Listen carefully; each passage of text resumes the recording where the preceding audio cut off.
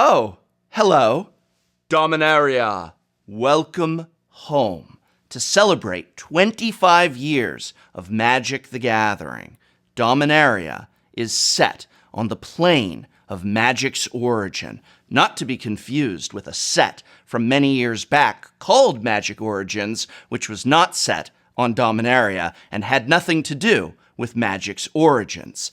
This set is set on Magic's origin, Dominaria. Yeah, that makes sense. And now I proudly present the Tolarian Community College preview card. This card is very special because it bears the name Tolarian. I am so excited about this card because, I feel like it must represent me. Aren't I a Tolarian scholar, the Tolarian scholar, and I get to show this card to you? I'm so overwhelmed by this that I decided to pull out all the stops. I invited the one and only Master of Limited himself, host of the famous Limited Resources podcast, Mr. Marshall Sutcliffe, to come here and give us an early preview from his set review by looking at, analyzing, and going over Tolarian Scholar for all of us so that we get a head start on this card's role in the upcoming limited environment. But first, before Marshall gets here, let's take a look at what this card does. Tolarian Scholar is a 2/3 human wizard that costs 1 blue mana and 2 mana of any color. It is a common. There it is. There's the full card, everything about it. And now, without further ado, here he is, live via satellite, Mr. Marshall Sutcliffe. Marshall, what do you have to say about Tolarian Scholar? Hi, Prof. Well, let's see. Right off the bat, it's a vanilla 2/3 for 3 that doesn't pass the vanilla test. So not off to a great start. If we were to grade this in a set review, it would get a D+ or maybe a C-. It's a type of card that you don't really want to put in your deck, and any deck that you do put it in, you're probably not very happy. Okay. Marshall, do you have any more thoughts and ideas that you'd like to share with us about my preview card? Nah, I'm good, Prof.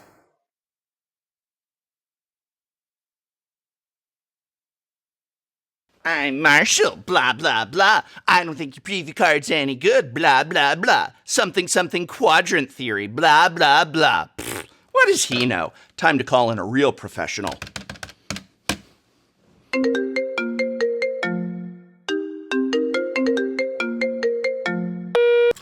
Professor, I told you I'm not buying a timeshare in Florida from you. Stop calling me.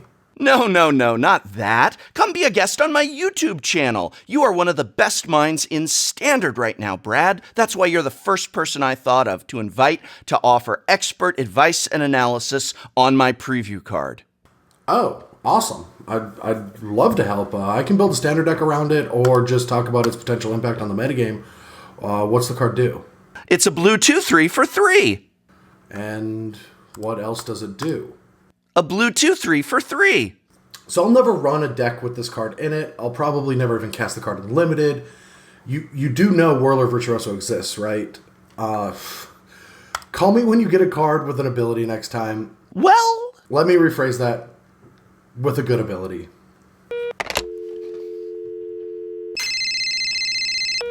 Oh, hey, Professor. Paulo here.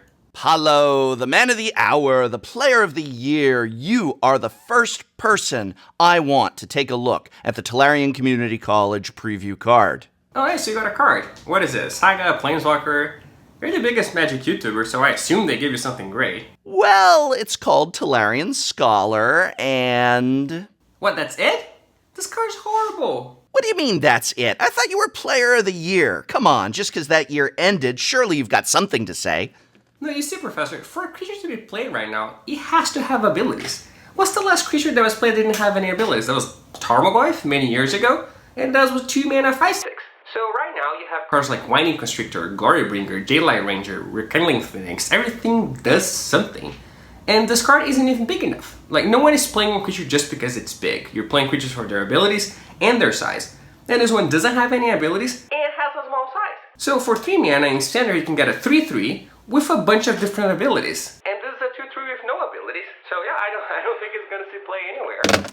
what I need is a better pro, but who do I know? Hello, Ifro. Hey there, Ben. Got a sec? Emma, I've got a video in mind that I think you'll be quite handy in. I got an idea for you to give a go, Mr. Calcano. You're the first person I thought of. Yeah, don't expect me to play this with the Pro Tour.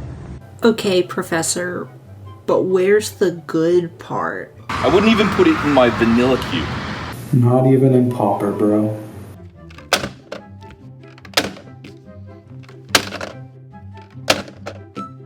What I need are some casuals. Wait, it's just a 2-3 for 3? That's it?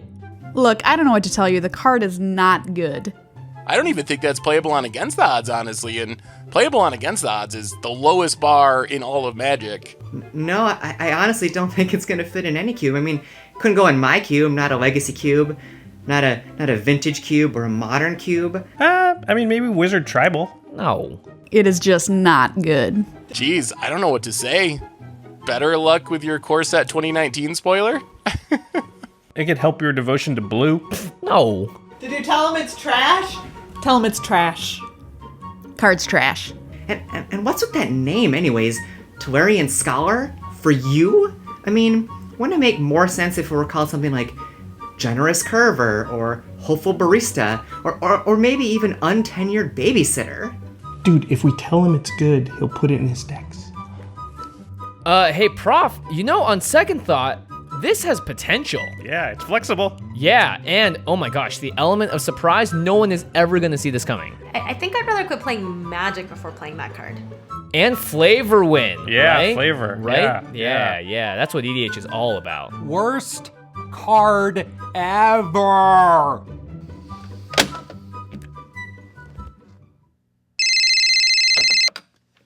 Hello?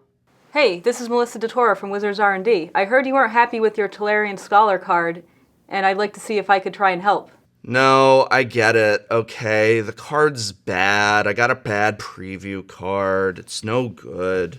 Well, hold on. The card isn't bad. It might be weak, but it's definitely not bad. Sometimes we make cards weaker than others, and that's all important to the game. What do you mean? Why even make a card like this? Why have these cards? Weak cards lead to discovery moments. When players have weak cards in their decks and they keep losing with them, and then they figure out what cards help them win, they just have this moment of learning where they just figure out the cards they want. And we have cards of many different power levels to help show that. Huh, I hadn't thought of it that way. Secondly, weaker cards help players leverage their skill. If all cards are of the same power level, games would actually be super boring. When there's different power levels, players can rely on their skill a lot more. Wow, so what you're saying is, even though the card isn't very good, it doesn't mean there's no purpose or point to it. Bad cards can help players become better, just like me. I'm a bad player, but I can still help others become better at this game. But yeah, we can totally give you a sweet preview card if you want it. We have a lot of Mythics left that haven't been previewed. I have this really cool Saga on the Mending if you want that. Professor? Wow. Hello? This card really does represent Tolarian Community College and myself. It's not very good, not at all, but that doesn't mean it's pointless. There's a point, you just gotta look for it, just like with me.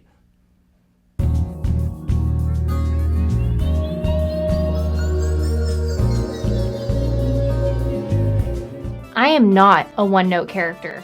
Nothing is more important than rock. I had a headache. My head hurts. That's how my powers work. My head hurt, so I couldn't do it. I'm not He-Man. Because Captain Fluffy crapped on your ceiling? Yes.